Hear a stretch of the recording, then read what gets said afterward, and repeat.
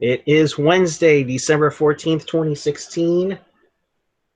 My oh my, it's too bad that we didn't have this game on NBCSN because it surely was a Wednesday night rivalry.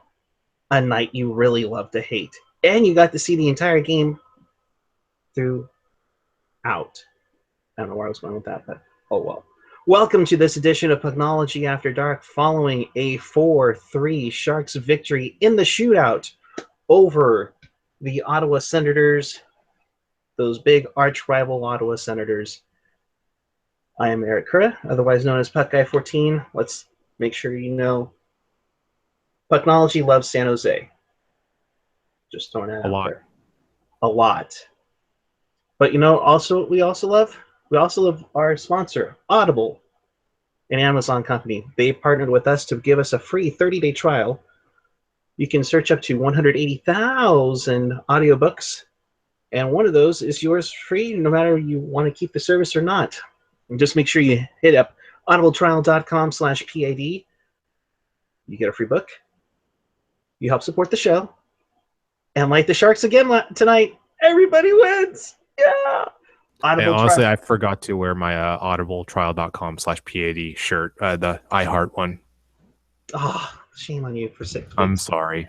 That's all right. We'll let it slide this time. All right. Nonetheless, good evening, everybody. We'll be joined by Hockey Jerk and Chris in just a moment. But, of course, you're always welcome to join the conversation. Use the hashtag PucknologyAD. Tonight you have at PuckGuy14, at ChrisJWS, at Hockey_Jerk. You can also connect with us on the YouTube chat, on the page, or in the app itself. So let's make this happen. We'll say good evening to Chris JWS. How are you? What's up? I'm actually on a show for once. It's been a while, guys. I know it's been forever. We're glad. Congrats on surviving another semester. Mr. Hockey Jerk, good evening to you, sir. If Martin Jones starts a game that Aaron Dell should have started and he wins, does it really count as a win? If he makes a save and there's no one there to see, did he actually make a save? I don't know. These are questions that we will dissect tonight. Stick around. I mean, you could do a whole PhD. You could do a whole dissertation, a PhD in philosophy on these questions. But we'll get into that. Yes. All right. And sorry, Gen X, I will still try to make conversation happen. Nonetheless, all right, let's talk about this game. The Sharks win 4-3. A surprise on the onset. Jonas Donskoy not in the lineup.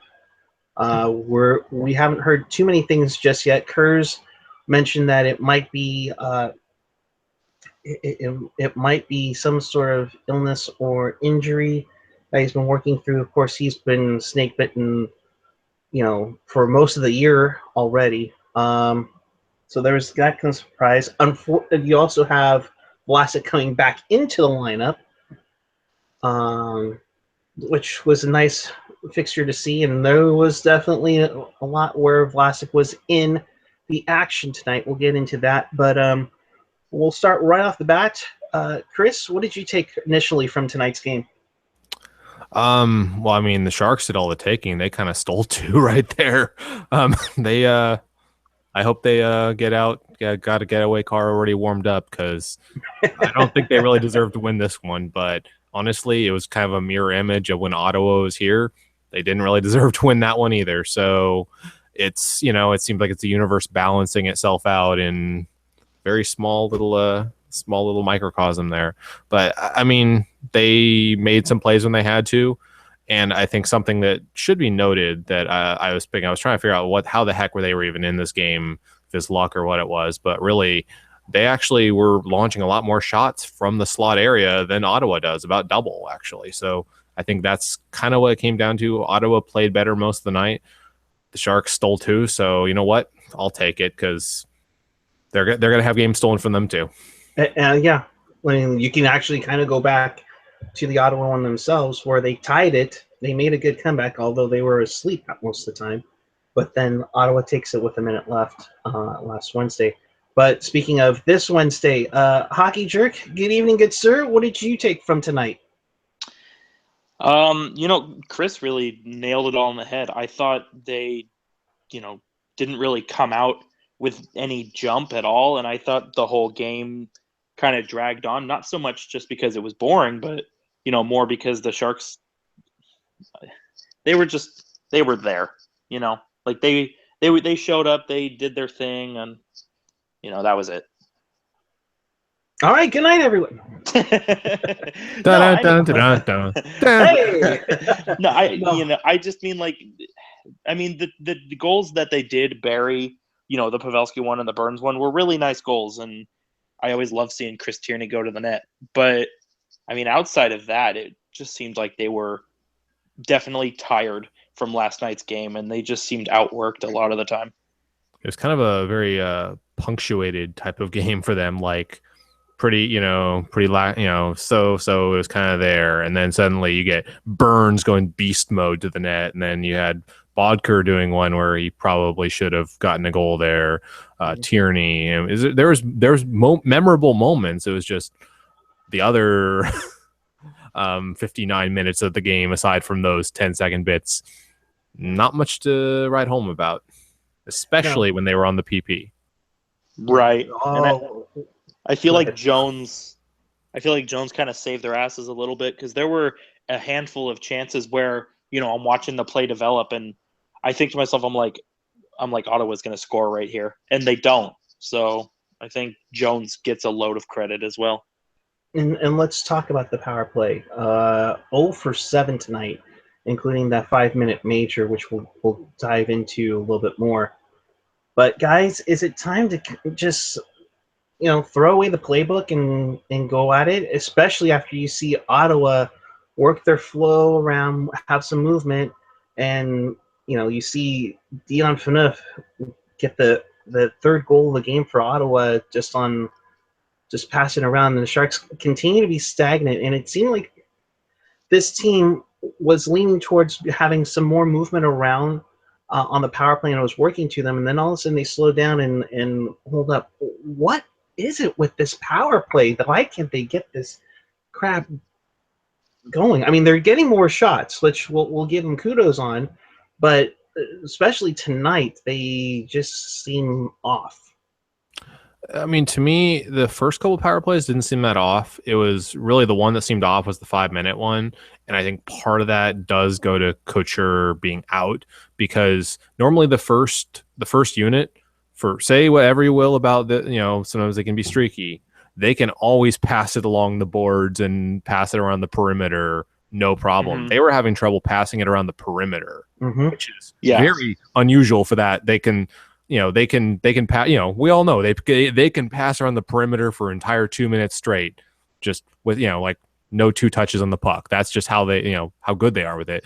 But on that 5-minute power play, until like the last minute, they couldn't even like get it around the perimeter. Ottawa was on their ass every time, which I think a lot of that comes down to Couture being out. I don't know if the rest of them were rattled or if it was just I forget who was subbed in there for Couture, but it felt like, I've never seen that unit struggle to pass it around the perimeter, which is kind of what shocked me. But, it was Bodker. Sorry, didn't mean to interrupt. Okay, well, there you go. That's why. That's why. And we'll get into that. But and you bring up a really good point too, because there was one instance on the 5-minute major where I'm watching everything happen, and I believe it was Ward and Carlson were over on the right side, kind of playing hot potato with the puck, and there was probably a good 5 to 7 seconds that Schlemko was at the left point, just open. And I'm like, give it to Schlemko, just let him bomb it. Even if it's an offensive zone faceoff, it's still a shot on goal. And the puck never got to him. And I'm like, what the fuck are they doing right now? Like, let's move it around a little bit, Yeah. So not quite breaking news, but a little update from Kevin Kurz is that there's no word in the post-game presser from DeBoer on Couture, so he hasn't specified if he's even going to fly with them to Montreal. So that's not a good sign, because if he was doing okay, he would be saying things, and we're not hearing things. I would hope. That's not good. Not trying to derail the conversation. Yeah, we should probably we should definitely we'll touch on Couture some more, and maybe there'll be more information that'll come out in the next 10-15 minutes. Yeah, we'll dive into that, and if anything breaks, we'll try to get to you. Of course, chat's always good to know on it. So we just got to hope that it'll be okay and it'll go on. But moving onward, from the power play to what we did score the net tonight, Pavelski gets the thing going with a nice tic-tac-toe pass behind the back from Couture. He gets open, which is one of his rare goals that he gets open on where he had a lot of room. But then Ottawa comes back not even like a minute 4 later to tie it in the first. It's definitely a back and forth game overall. Yeah, that's where I do give the PP some credit, because while it did not count as a power play goal, that was essentially a power play goal because that came 2 seconds after it expired. Right. That was on the power play setup. At the same time, though, I should feel like I should dock. If I give them a point for that, I should dock them an extra one for having a 5-minute one that only counts as one. But it's one of those things that all bounced out. But that's what I mean when I said there was a handful of plays tonight that were just incredible. The feed to Couture in front of the net, then no look pass, but I think it might have been even between the legs to Pavelski, open on the far side. Easiest goal you'll ever see. Yeah. Yeah, and it's nice to see Pavelski to get a goal like that, because I love the Pavelski tip as much as the next person, but it's been a good little while since we've seen him actually get some open space and shoot the puck. So I was pretty excited that he was able to do that. Yeah, no, it's nice that they got their chances early, but it just faltered on that 5-minute power play. I feel like we should just have like a drum that says AJ on it, so we can just go, we're beating AJ's drum since we are talking power play. Well, speaking of drums that we bang on so many times, let's talk face-offs. According to NHL.com, and I say this very, very technically, the Senators won 52% of the face-offs, while the Sharks won 49%. If you know how to do math really quick, that's 101%.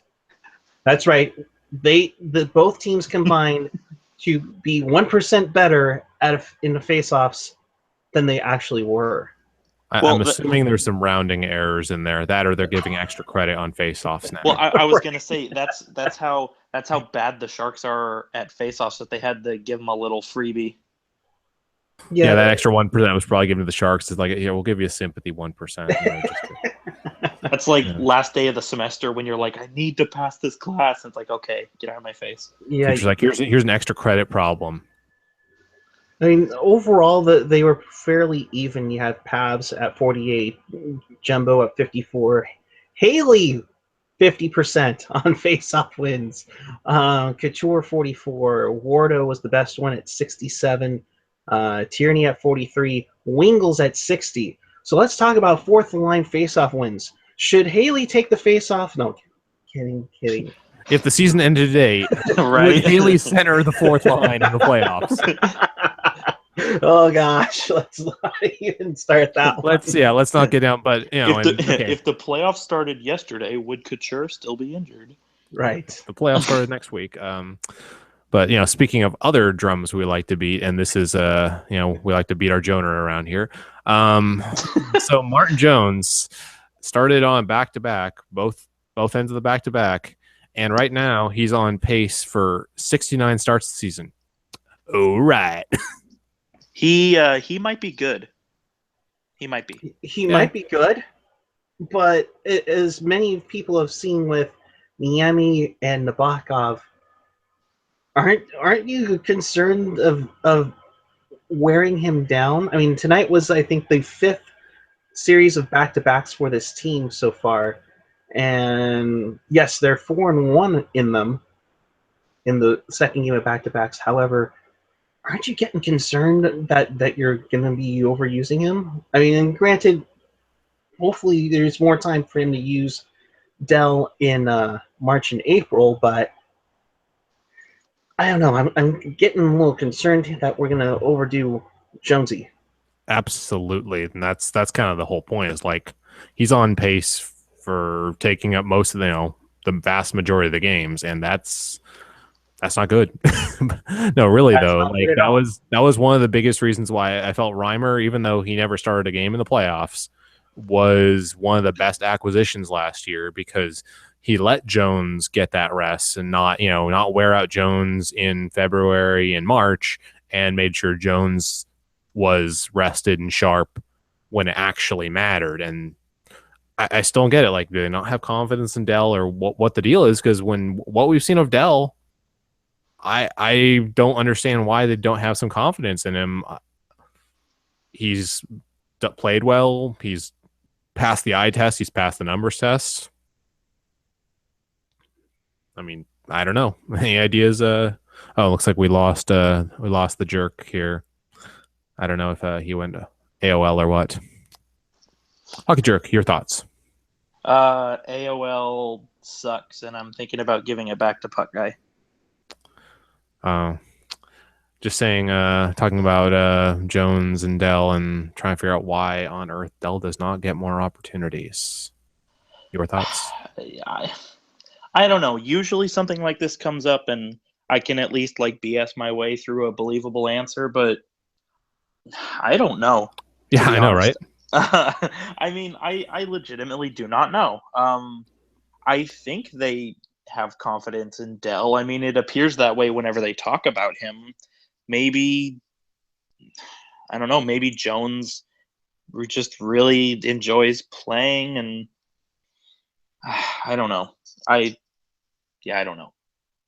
I mean, if it's a Jones wanting to play all the time, that's where really a coach has to step in a little bit and say, hey, for your own good, we have to kind of chill a bit. Like, bro, save yourself for later, especially on back-to-backs. That's the one that I really don't understand. Like, if you only play Dell a handful of times all year, at least have it be on back-to-backs.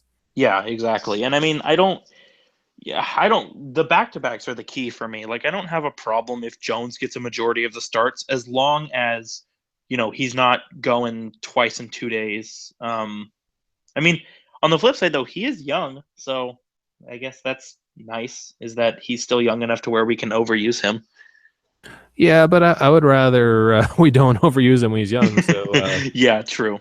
I'd like him to be around for a good number of years and be good for a good number of years. But yeah, I don't know. I mean, this is the drum we've beaten many times, and it's kind of the big mystery. I don't know if there's something we're just not seeing here. Maybe. Back to you, Puck Guy.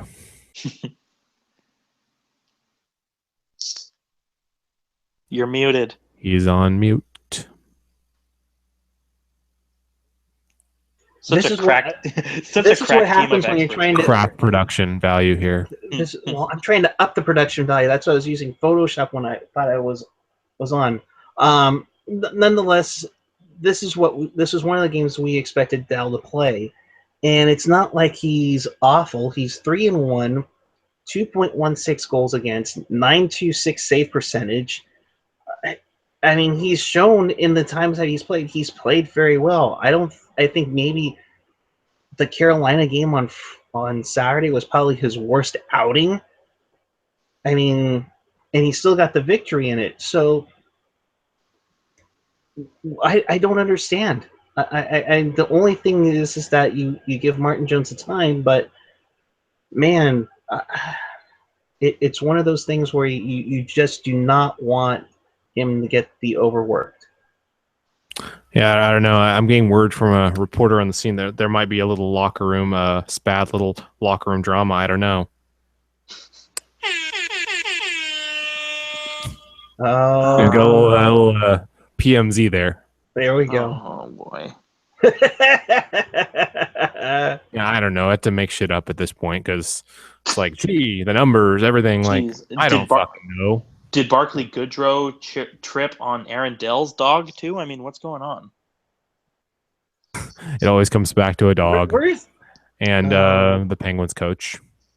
Yeah, or did he and Taylor Swift? Or or did when Ben Smith was playing against the Sharks last night, did he accidentally bump DeBoer's side mirror with his bag or something? I mean, I don't know. If you put that in the context of if the season ended yesterday, that question is especially interesting. well, if the season ended tomorrow, though, would the Maple Leafs draft in the top 10? Most likely, yes. Probably, yes. Yes. Well, then, Anyways, maybe we should get this Moving thing on. back on the rails. Moving onward, let's. Donskoy. Have we heard anything yet? Everything I've seen, and maybe there are updates since the post-game presser that I have not noticed, but right now it sounds like there might be a sickness involved. That's what I was just going to say, because I'm pretty sure I saw Kevin Kurz say that Donskoy's absence was at least partially. Yeah, right here. This is from our friend Kevin Kurz 2 hours ago. Says hearing Donskoy scratching is at least partially health related, although he hasn't been exactly tearing it up either. Right. Which can be said for about 2/3 of the Sharks roster. So right. Yeah. I mean. Yeah, I hope it was just health / precautionary, because the idea of holding him out, unless he's like showing terrible efforts and that, holding him out because he's struggling to score. Because I mean, if that were the case, we wouldn't be able to bench a whole team. Because I mean, half this team right now is well behind their pace for expected goals. I mean, Michael Haley is tearing it up by, relatively speaking.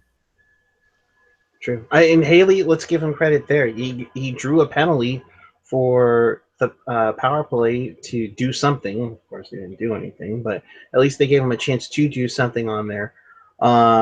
Moving onward to the second period, the Sharks get another goal, make it 2-1, and then of course Ottawa comes back to tie it up. Kyle Turris gets in there, and speaking of Kyle Turris, he responded to what Ottawa took exception to in the corner with Vlasic, whether it was a spear or a butt end or whatever it was. There was no real consensus of proof there of what happened, but or spear, or what happened to Carlson for Ottawa, and then sure enough, not even a few seconds later, Kyle Turris comes off the bench, goes right at Vlasic to drop the gloves. Vlasic gets 5 for essentially taking punches. And Turris gets 2 minutes for instigating, 5 minutes for fighting, a 10-minute misconduct. There's also got to be some investigation for going right from the bench to Vlasic and starting an altercation. We've seen that in the past. That's an automatic 10-game suspension.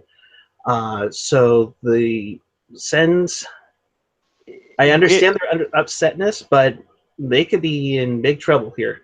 The whole leaving the bench thing, it all depends on whether or not it was on a legal line change.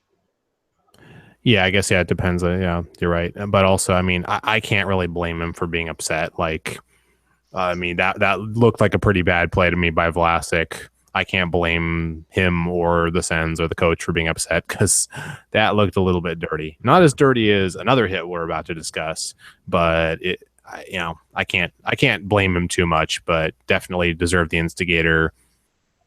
10-game suspension, I guess, depends entirely on exactly what happened around it.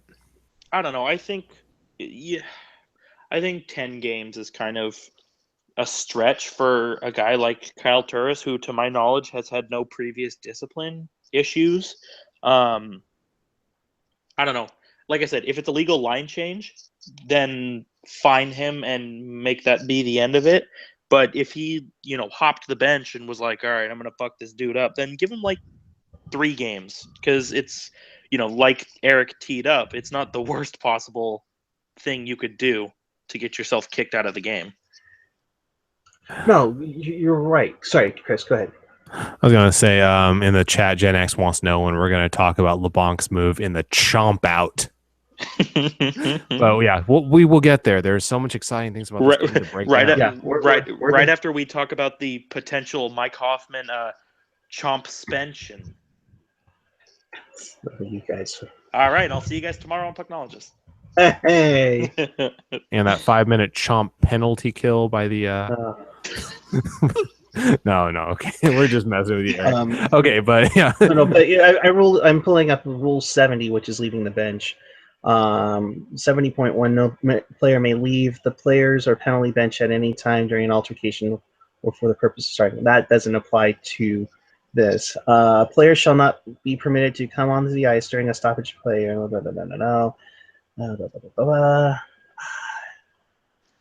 Yeah, no, their game misconduct penalty. Yeah, no, it doesn't really go into per se. I'll keep looking at this, but there was even the controversy with what was it, Ryan Clough, I think, in Chicago, how he jumped off the bench, and that's where the whole legal line change came in. I think he was fined for that, where he started that Just play the altercation. puck from the bench like a real man. That's right. Well, that's the thing is, you go back to the John Scott suspension that you talked about. In the player safety video, he says, John Scott left the bench on a legal line change to start an altercation with what's his fuck? I don't even remember. Tim Jackman. Tim Jackman. Yeah, Yes. that guy. Yeah, I remember that one against Anaheim, and he got suspended for that. Kind of, in that sense, yeah, that is a little similar.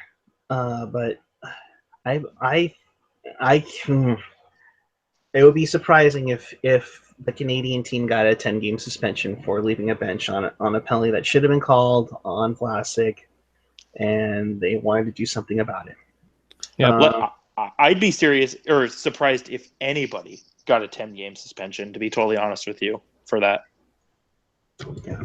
So I'm going to keep looking at this as we move on to perhaps retribution because of what happened on the Vlasic Carlson play. It might be something in the words of, all right, you went after our best player, we'll go after one of your best players. In that being said, Logan Couture did push Hoffman in the back and to gain some more room as they were going into the slot. Mike Hoffman with the two-handed cross check to the head, knocking Couture down and out essentially for the rest of the game. He did receive a 5-minute major and a game misconduct. That's definitely going to be reviewed by the Department of Player Safety, led by goons Stefan Quintal and Chris Pronger. What did you take from it, Hockey Drick? I thought it was crap, to be honest with you. You're playing hockey, which is the most physically intense sport in North America, and a guy, shoves you in the back, and whether he shoved you hard enough to fall down, or you hit a rut in the ice, or you are shit at skating and you fell, it doesn't matter. It doesn't give you an excuse to fucking two-hand cross-check somebody right in the back of the head, especially when, as somebody who plays with a guy who's had concussion problems, he should know better than to go for a guy's head like that. And I'm sure it was a spur of the moment thing, and he didn't think about it until after the fact. But in that situation, especially because, I believe at the time it was a tie game, you have to have some restraint, You have to just say, all right, we're going to, and that I tweeted about it too, after he took the major, I said, make him pay on the scoreboard. Don't go for the retribution because it's just going to get you into more trouble. Mm-hmm. But that being said, again, I look at Hoffman's history and I think it's maybe like a couple game suspension. I don't think he's, gone for the rest of the 2016 or anything like that. But, I don't think he's going to be left alone either. Yeah. Chris, what did you take from it? I mean, that was just fucked up, man. I was just kind of amazed that he actually did that. I'm trying to look on Twitter here, see if there's any word on that yet. I haven't seen anything. I thought I saw something in the chat. It's a little hard to follow sometimes, but I don't know. I would imagine there's probably going to be a suspension. There's definitely going to be a review and probably a hearing for that. That was just, I don't know. I don't know if that was retribution or what that was, but dude, that's not cool, man. That's just, I'm looking at a GIF of it right now that someone posted on Twitter. That's just, oh my gosh, that is so cheap, Yeah. dude. And not and to do it behind the back and everything, it's just so beyond wrong on that. I would be shocked if he didn't get suspended. I'd be a little pissed if he didn't get suspended. I would say that's at least a 3-gamer. I would think. That's what I was thinking, is somewhere around 3 games, because like I said, I don't believe he has a prior history. Yeah. But like Ian said, if it was Raffi Torres, he would have gotten an 84-game suspension. No, it'd be like 164 plus castration. Yeah. If the playoffs started tomorrow, would Raffi Torres still be suspended? Ian, but what if that was Raffi Torres? Exactly. Seems to be I'm glad when that meme will finally die. Gen X pointing out he was cross chomped. like I said in the chat, I think I'm Gen X's spirit animal tonight, apparently. Laurel has an interesting question. She wants to know if you guys think it was intent to injure. I mean, I can't read minds, but that looked awfully dirty to me. Like that looks, I don't know. You get the stick that high up, that looks to me like you're, say if you're at chest level, maybe getting a stick up there. At least from what I see, that looked to me like that was more intentional, going high than not. That's just me. Yeah, and plus you look at how Hoffman kind of went down near the face-off circle, and he had the presence of mind to skate all the way to the crease, just about, to do this. Yeah. No, that's the interesting one there. In that sense, it wasn't like right after. If it was right after, maybe there's not so much intent, perhaps. But since he kind of followed him around, a little ticky-tacky on his part. So let me just give me a second here. I'm got deep inverted Eric here, but yeah, there we go. So I assume you guys can see this, but yeah, if you look at the play here, I mean, just watch that. See, I mean, he went high on that one. You can see. Oh, yeah, it's almost chest height on that, and yeah, that's a little too much. I mean, to say that wasn't intent to injure. So, moving onward, of course, that's where the Sharks had the 5-minute power play. They couldn't do anything. Then Jumbo goes to the box for giving Alicia Cuthbert's husband, the whiplash. And sure enough, Ottawa scores on the power play. They make it 3-2. Then Chris Tierney gets one right back when they absolutely needed one the most, because I was literally on the verge of going on a power play rant tonight if they didn't. He ties the game at 3-3. What did you guys think of the overtime? It seemed back and forth, and poor Mikhail Bodker. Oh my goodness.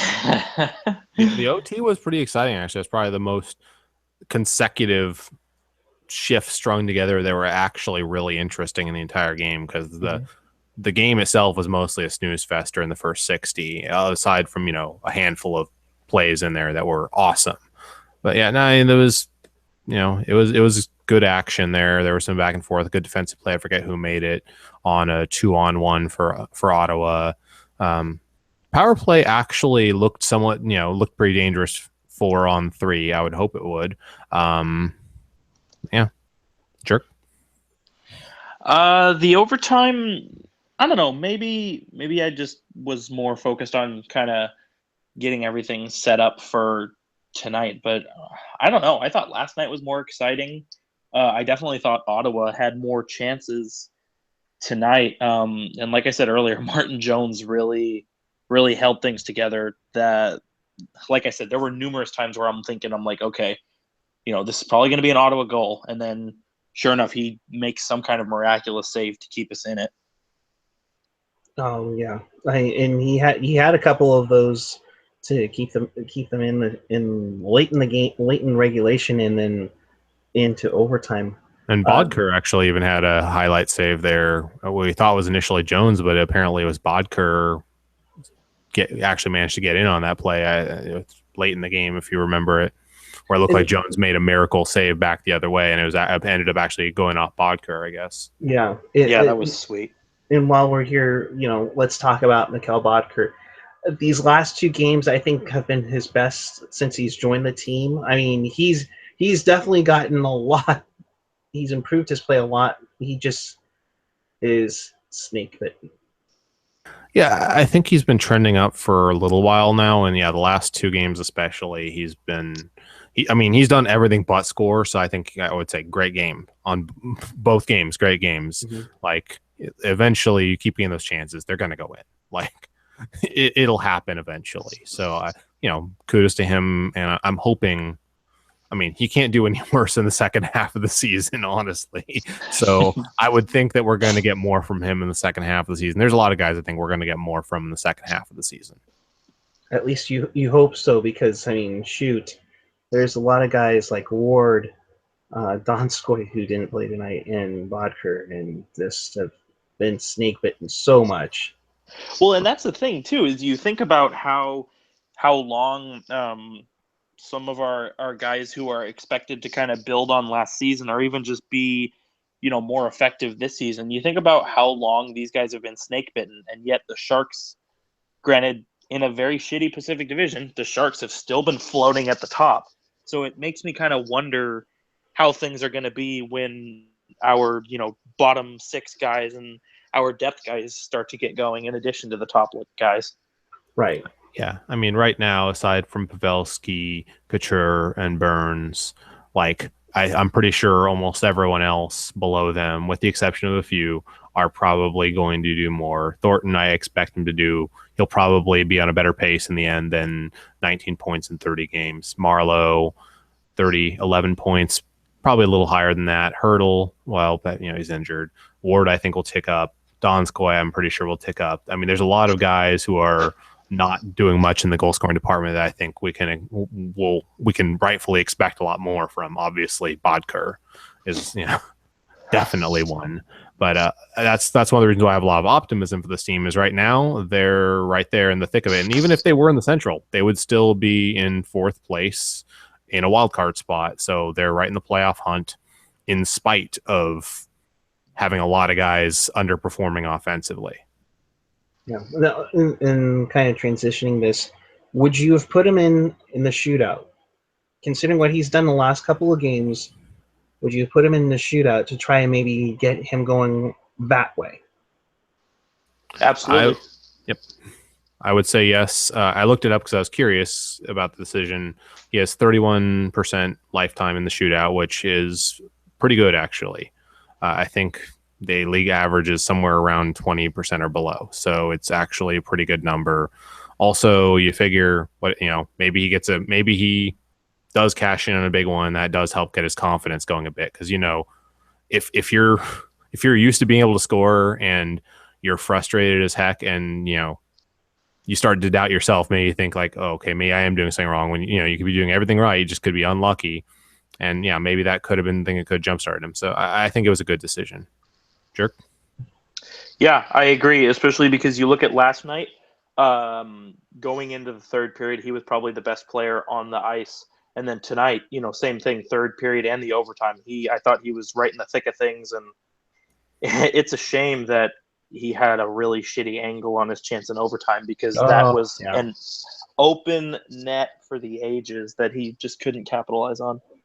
Yeah, in some ways you're right. Like rewarding him for how well he's played lately, and give him a chance to do something big. So I think it was definitely a good decision. Well, and that's the thing, and that's the thing too, is if you go back on the Sharks Twitter and you look at their projected lineups, they could have easily thrown somebody else with Couture and LeBanc, but they tossed Bodker up there in the absence of Donskoy. Yeah, they're giving him the chances, and he's played fairly well. It's like you gotta wait for them to bury it, and you're almost like, okay, we're giving you this patience, but let's start moving it a little bit more now into actually burying it. Patience is the mere knowledge that everything regresses to the mean. And with that, we will talk about the shootout that Bodker was in. Kevin LeBanc scores the winner in the shootout. Jones makes phenomenal saves, including on Chris Neal's 1,000th game celebration. If you didn't know what the reason why the late start was, Ottawa's honoring their longtime player who played in 1,000 games during the recent road trip. But the crowd got up for that. He had never taken a shootout attempt and got stopped. But Jones up to the task. LeBanc with a nice nifty move to finish it off. Nice way to steal 2 points. Yeah, I mean, I'll take it. I mean, when this game was exciting, it was exciting, and yeah, his LeBanc's finishing move on that was fan-friggin-tastic. That, yeah, I can't complain. When this game was good, it was good. Yeah. If the Sharks do good, it's good. Ian Reed. Indeed. Words to live by. That's right. No, you know what though? I think the shootout goal for LeBanc, granted it's a shootout goal, so at the end of your career when you're looking at your goal totals, it's not going to be there. But I think the shootout goal is in a way kind of a good little thing for LeBanc, just because the 2 games before the Toronto game he scored, so obviously he's feeling good about being a rookie and coming in and making some damage. But like I said, I did not think he was going to score in the shootout. I thought he was moving too slow, but he did score, and it's the same thing that we were talking about with Bodker. He's got to be feeling super confident, feeling like he is a good player and he does belong with the Sharks. And so I hope he just explodes and gives us a reason to not send him back to the Barracuda. I think he's making a very good reason not to go back to the Barracuda. This is where one of those decisions will be, okay, whenever Hurdle gets better, what do you do with him? But Timo. Sorry. Okay. Oh, I was just reading someone's Twitter feed. Thank you, Jake Simpson. But yeah, that's the thing. LeBanc has been contributing a fair share. What happens when you get all healthy? You got to keep him around, because I think he's contributing a little bit more. Well, just like last year, also many insurance policies, because last year depth was a lot of the reason why they were able to get to the final, and guys like Donskoy coming up and doing things. So it's a good, if they need him, if they aren't fully healthy, because they were pretty healthy last year, that's it's a good thing. If they don't, then he's a pretty good insurance policy to have. Yeah. All right, so with that, we've completely broken down the game. The Sharks win 4-3. Let's go around the league really quick. There's only 4 games on the schedule tonight. That includes the night that you love to hate. It was a Wednesday night rivalry, that classic rivalry between Pittsburgh and Boston. And of course, the first game goes into overtime. Pittsburgh beat Boston 4-3. Rust with the game winner in that one. There's 2 other games in progress, and that is Philly, who's won 9 straight, taking on, well, let's be real here, the worst team in the league at the moment, the Colorado Avalanche. And that's 0-0. So the Flyers are going for 10 in a row on in the Rocky Mountains. Also in progress, Tampa Bay is up 3-1 on Calgary. So that's good news for the Sharks right now. If that score holds, that's with about 6.5 minutes left in the second period. So depending on what happens, it won't change what the Sharks have done. Here's a look at the standings as of now. Sharks now are at 37 points. They have 16 rows. Drink! Since Gen X is here. Anaheim and Edmonton are at 35. They're both idle tonight. Calgary on the outside looking in of the top three, although they currently hold one of the wild card spots at 34. LA at 30. The Desert Dogs at 25. And Vancouver. you didn't say it the right way. I know. I'm sorry. I was smiling too much because I thought you were gonna say it. I was waiting for you to say the. And I had my hand on the mute button for Just Eric, just say it so that I can say what I usually say. Vancouver. Oh, did somebody say Vancouver? And I muted him. Yeah, I can't let that go. But nonetheless, the only thing that could change is that Calgary goes up to second place if they pull out the victory tonight. Otherwise, that will remain the same. And that's your quick look around the league because there's only 4 games on the schedule for tonight. So I'm saying Calgary needs to beat the Bishop and pull that one out? Ha. Man, how about LA on the way outside, looking at the outside? You know, burn in hell. Yeah, they look like they're about to die. Oh God! Don't get me started. Oh. I bet you were boo-dying to say that one. Yeah, you're very quick wit there. Thank you. Yeah. I'll be at the San Jose Improv this week and check it out. But yeah, LA. LA got some news that Quick looks like he'll be back in February. It was originally stated by March, but Ian Lombardi, of course, trips on his own words. In February, he should be returning to the lineup. So good news for Los Angeles Kings fans. Bad news for everybody else, unless we find out that Quick isn't the same as he used to be. Or if they're pretty much buried by that point, which that'd be so sad. I know their below average team is finally playing like a below average team. Who could have predicted that? They were on a run until some team, I think San Jose, kind of went into their barn and kind of took them to pieces there. Got exposed. Yes, absolutely. All right. YouTube chat. I know everybody's getting in their chomp talk on the chat. Eric's a chomp median. Hey-o. So if you have any questions, feel free to ask them right now. Of course, if you're on Twitter, by all means, use the hashtag Pucknology AD. We'd love to see those. Did somebody say Chomp Coover? Chomp Coover. Chomp Coover. I'll allow that one. Yeah, that wasn't Vancouver. Just this once. I got my hand on the mute button now. Well, Chris, you heard the story the other night, right? Which there are many stories in existence. Which one? Our friend Matt Baker, who lives in Vancouver, I met up with him and AJ and a couple of their mutual friends. And of course, AJ kind of, does the question that Hockey Trick always says. And I did the Shorthouse impression for him, and he absolutely loved it, especially since he used to work with Shorthouse at TSN 1040. So it's catching momentum here, folks. I'm just saying. Chomp-mentum.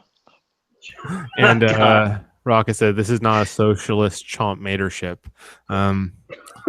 Speaking of stories and stuff, so I was at the Ottawa game about a week and a half ago now, or was that last week? Last week. It all kind of melds together during finals time. But I was there thanks to at Revalize on Twitter for hooking me up with tickets. If you're watching, bud, thank you very much. On the way out though, I was wearing my bright white Burns jersey and all that, and as walking, suddenly I hear someone yell from a car, "Hey, nice jersey!" I turn, there's this giant black matte van, and I was like, "Dude, it was Burns." It's like, well, I was like, damn, I was a little starstruck for a second there. He's like, "What's up, man?" I was like, sweet. But yeah, it was just kind of funny. My wife thought that was hysterical because I was like, what? Oh, it's Burns. Yeah, I think there was one game I think I went to last year, and I was kind of hanging around. I think I might have been fan appreciation. I don't know. I was hanging around with AJ, and I walk out, and Burns is like going down. I think it's Santa Clara Street, and he was like laying on the horn. I'm like, oh, that's very Burnsy. Well, apparently the conversation is going very nicely. We're seeing Gen X saying it's Chompism, Hockey Jerk. Thanks for adding on to this. No prior Chomp story. Princess Cadence hashtag Chomp the D. Apparently Burns is Chris's man crush. Yes, he kind of is actually. And then Rob Humphrey saying, "Are you sure it wasn't just a hobo hanging outside the arena?" That's why. Honestly, maybe I wasn't starstruck. I was starstruck as much as I was kind of verifying. Like, that is Burns, right? Pretty sure it's Burns. The beard, got the hat. I mean, and the van was so him too. Like, if y'all ever seen that, if you waited outside, you've seen his. Oh yeah, he's got the giant van, and it's the most Burns thing ever. Oh yeah. M. Hackle, is Burns the new face of the franchise? It's between him and Pavelski, and in some ways, I mean, Pavelski is long gone underappreciated, and he might actually be eclipsed by Burns now. Like, he's had his brief moment where he was the biggest face on the Sharks. I don't know. What do you say, Jerk? Well, is he the face on the ice or off the ice? That's the thing. Can you find his face underneath that beard? Also a very good point. If the playoffs started tomorrow, how long would Brent Burns' beard be? It might be a question worth posing in the future when we talk to people who cover other teams. Not we do that occasionally. See what their perception is, because I mean, it's hard for us to say because we're right here by the team and we view it that way. But I would say he's definitely in the top three. You could pretty well argue it's him, Pavelski, and Thornton. Yeah, you could put that in almost any different order. Like Jones is the guy who's really going underappreciated. Like, people know his name, but like, yeah, you know the crazy dudes with the beard, and then Pavelski. I don't know. Honestly, I think Logan Couture gets a little underappreciated at times. Yep, him too. Actually, he's the teeth of the franchise. Pavelski's the face. Pavelski's the face, and Burns is the beard. Couture is the teeth. Thornton's the rooster, or the the thing. And then I don't know what body part do we have left for Jones? He's the comically elongated neck. Oh, yeah, there you go. He's the comically elongated neck of the franchise. Voila. Yeah. I actually have a question. I'll throw this out to everybody. So we saw General Manager go by the wayside. What is everybody using for a cap site now? Cap friendly. Cap friendly. That's what it was. That's what I was looking for. Yeah, if I Google salaries, that's the first one comes up. So it looks pretty credible. So. Also, for those of you who need even more convincing that Logan Couture is good, with his most recent goal, he tied Jonathan Cheechoo for 5th all-time in goals on the Sharks. Burnsy? Couture. Oh, Couture. Oh, wow. So he's now moved up top 5. Yep. In just his 6th season. 8th. Gen X pointing out important information in the chat. There are 2 E's in Wookiee, by the way. Yes, I know. It was a typo so everyone's aware. on a frickin' meme. Jeez. It's important, man. Go to Wikipedia sometime and see if you get there. Chompapedia. Go to Chompapedia. There you go. There's the name of the website. That's the one we're working on. There we go. Thornton's coming out with the Chia head this season. Rocket. Rob Humphrey says, I don't bother with cap sites. I don't understand the maths very good. That's okay. Not many people around here do either. Well, I'm just thinking after next season, Martin Jones will be an unrestricted free agent. And there's going to be a lot of conversation over the next 6 months to a year between the expansion draft, the pending free agents. I mean, it never ends. Yeah. You And also you can have find it all here if you subscribe. great Chompnology After Dark. segue. And boom, boom, Oh, boom. jeez. Bam.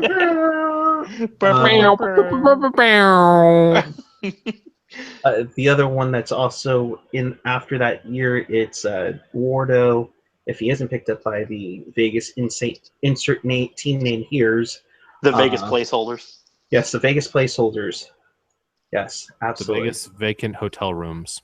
Along with Aaron Dell and Mark Edward Vlasic. So DW not only has a tough offseason this coming year, but the following year might even be more critical. Yeah, I mean Burns was the first domino though, and that's really that was. I mean, there was no way they were going to do any of that until they got Burns lined up because that was pretty much if they couldn't get Burns re-signed, it'd be a real question of do you rebuild? If they don't Even get with the other pieces in place, it was still a legitimate question. if they don't get Burns re-signed, then you fire everybody. Yeah, well, and I know we've probably beaten the contract to death ad nauseum, but I haven't been on. But I mean, my take was, yeah, this is pretty much what you're going to pay for a guy of his caliber. Like you weren't going to get him much cheaper than that. No, No, not at all. especially after what Bufflin signed for. So, all right. Well, I'm looking to make sure. Looking to make sure that we're all caught up on the chat room. Thank you very much for having fun with the conversation. And thank you to our lovely moderators, Laurel and the grouchy guy Gen X. He is lovely, but he is a grouch too. Yes. Speaking of the chat, Ian Reed here with a really good point. He says, "LOL, Chichu." Your thoughts? Lol, Chichu. Laurel, Man. Pucknologist or Puckchompagist or Chompnologists. Oh, Chompnologists. All the Probably way. Chompnologists. Chomfuglin from Rocket Backhander. And we wouldn't be remiss from Rocket Chomphander. And we'd be remiss if we didn't do a shameless plug for Pucknologist, Hockey Jerk. Yeah, this is Chompy Jerk here to plug here to plug Chompnologists. We're chomp courting tomorrow, and we'll have episode number 11 out by Chomp Day, and a lot of good stuff to chomp about. We got Rocket Chomphander and AJ Chomp and myself. No, but seriously, Friday we should have episode 11 out. Friday, and the more serial version of that is about the Pucknologists. Yeah. You can find them on iTunes and all that other lovely stuff. Yeah, iTunes, Google Play, SoundCloud, Stitcher, MySpace, TuneIn, Blueberry, Zanga, Friendster, all those spam ads that you see on the side of your porn websites, that'll direct you to Pucknologists as well. Like the Pucknologists, hockey players hate these guys. You'll never believe what happened next. They got hockey information with this one simple trick. Ian Reed says, "Can I chomp?" You absolutely can. Rob Humphrey's like, "Hey, where the hell is AJ?" AJ is enjoying a wonderful night off. You'll be hearing his voice on Friday when Pucknologist comes out. Hey now. Yes. No, he's not on Adult Friend Finder. I'm pretty sure about that. All right. Well, with that, let's go through. Respect the underchomp. Yes. Final thoughts, Hockey Jerk. Oh fuck. All right. Thanks. The Sharks. Didn't start very well. Didn't end very well. But they got to win. It's another set of stolen points to put in the bank, and hopefully they kick this trend of winning by accident. Maybe, I don't know. We'll see. Chris, what did you think? I echo a lot of those same sentiments, but said they're staying in the hunt right now, and that's the main thing. Like they are far from clicking on all cylinders. They have another gear they can get into, so if they stay in contention while they sort all that out and kind of establish their identity like they did right around the same time last year, December, January, I like their chances of making a good run in the playoffs. The offense has been down, but the defense has been up, so it'll be a fun ride. And yeah, I mean, you think the way we talk sometimes they've been horrible, but they've been a little up and down. They've had bad moments, they've had good moments, but they're right in the mix. So that's really that's the bottom line right now. It's December, folks. Absolutely. You mean it's Chomp-sember? If the season started last month, or sorry, if the playoffs started last month. Anyways, yeah, let's not derail this. Back to you, Eric.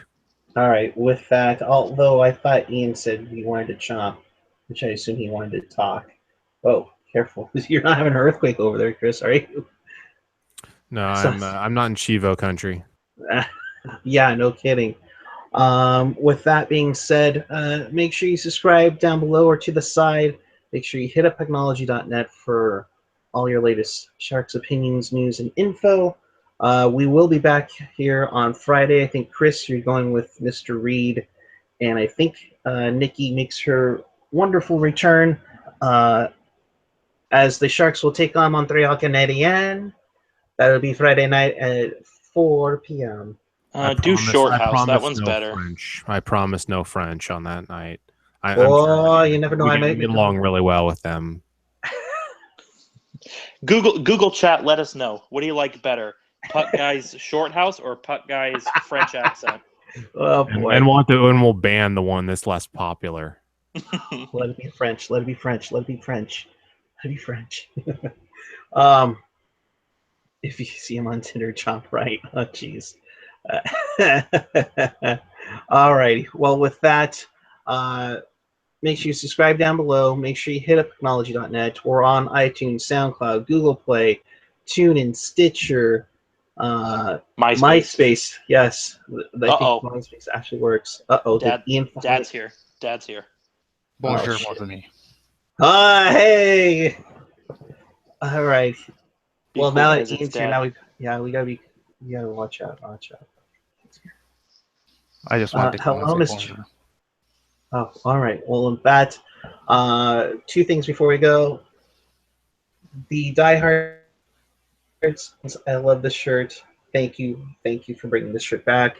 Also, we send our best to former Sharks head coach Ron Wilson, who's recovering from a stroke. Wish him all the best. It sounds like he'll be doing well by Christmas. So we want to make sure, he tried to bake a cake with this team, and unfortunately didn't have all the ingredients.